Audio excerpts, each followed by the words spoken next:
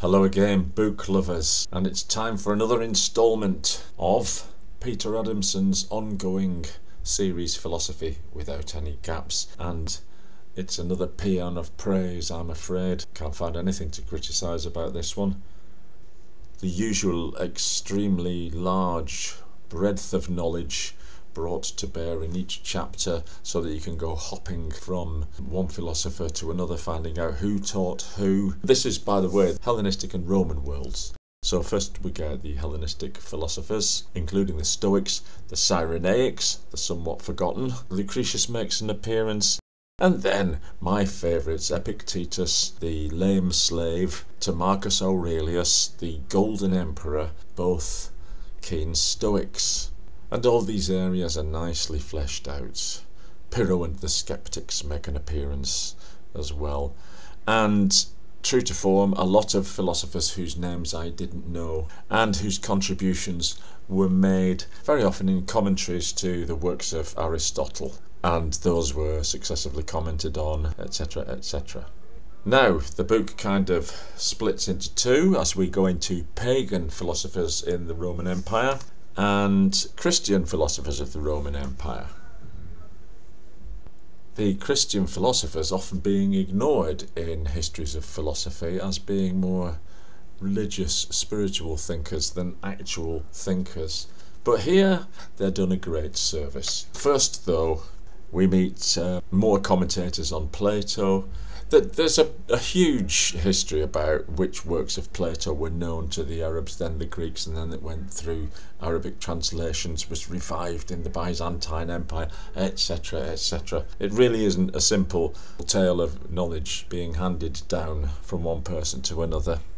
But we certainly have a good example here of following the traces back to Philo of Alexandria, for example, laying the way for the Neoplatonists, an incredibly important branch of philosophy, which, of course, when you study in the Western world, you tend to study post-Descartes Western philosophy. It's almost in England, it's like the world of philosophy is Britain against the continent in an ongoing struggle of ideas.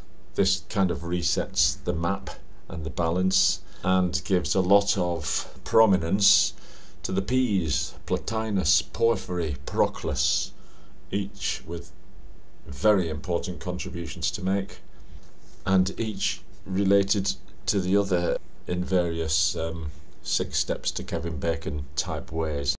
In parallel, and in the last third of the book, we meet the ancients and the Greek church fathers before moving on to the Latin church fathers. So these Greek church fathers, I'm not sure how we say this, Origenes, apparently, the original, always fascinated me. This is a kind of struggle period between the early Christians and the Greek school that we've been looking at, but also other schools, other ways of looking at the world which were branded as pagan, a word meaning from the countryside, you know, hicks from the sticks, kind of people that believe in superstitions. Origen certainly didn't like the pagans, wrote against them, as did Pseudo Dionysius, Maximus the Confessor. Fantastic little refresher courses. It's probably worth underlining again that this is very readable. I take my time over it because I'm trying to let it all soak in. I'll probably read this again. It's, as you'll see, it leads into, at the end, the Medieval Philosophers, which I thought was a magnificent book, and again I will probably reread. And all done in such a way that you can follow the arguments, whether you've got a grounding in philosophy or not.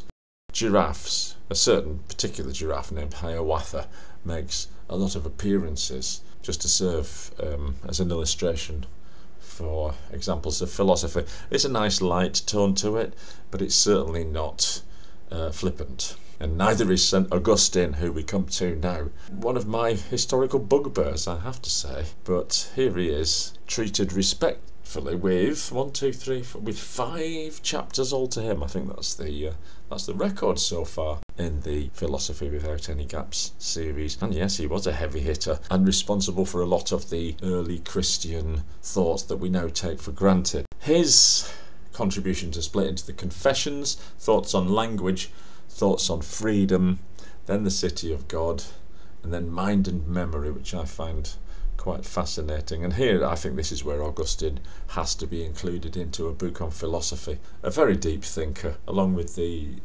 later to come Aquinas, on these kinds of weighty matters that still exercise philosophers even to this day.